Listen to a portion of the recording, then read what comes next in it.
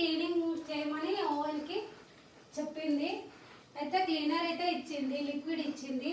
ఇది స్టీల్కి సంబంధించింది. మన జంగ్ వస్తుంది కదా, అంటే కింద ఫ్లోర్ జంగ్ వస్తుంది కదా, అది కూడా క్లీన్ అయిపోతుంది. ఇప్పుడు ఓవెన్ అయితే క్లీన్ చేస్తున్నా. బయట అయితే క్లీన్ అయిపోయింది చూడండి.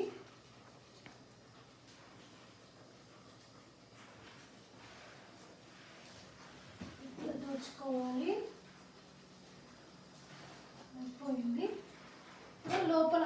లోపలే చేసుకున్నాము.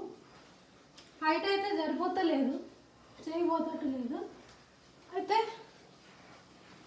ఈ పీట తీసుకొని వేసుకుంటా. ఇప్పుడు సరిపోయింది చూడండి ఎట్లా క్లీన్ చేస్తా, బాగా వస్తుంది. ఇది బిగ్ బాస్కెట్ నుంచి తెప్పించింది మా మేడం. బాగా క్లీన్ అవుతుంది. కాలిన్ తీసుకోవచ్చు, నీళ్ళతో కూడా తుడుచుకోవచ్చు. నేను ఎప్పుడైతే ఖాళీ లిక్విడే తీసుకున్నా, మళ్ళీ నీళ్ళతోటి తుడుచుకుంటా. ఎందుకంటే అది బాగా జంగు పట్టుంటే క్లీన్ అయిపోతుంది. ఇది కడుక్కున్నా, ఎందుకు ఓవెన్ కాబట్టి షాక్ వస్తుంది. దాన్ని అయితే పెట్టుకున్నా. ఇది కూడా కడిగిన, శుభ్రంగా తుడుచుకొని పెట్టేసుకుంటా.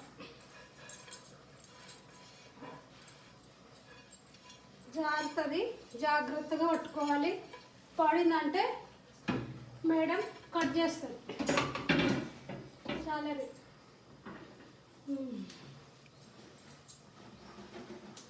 చూడండి ఫ్రెండ్స్, బాగుందా?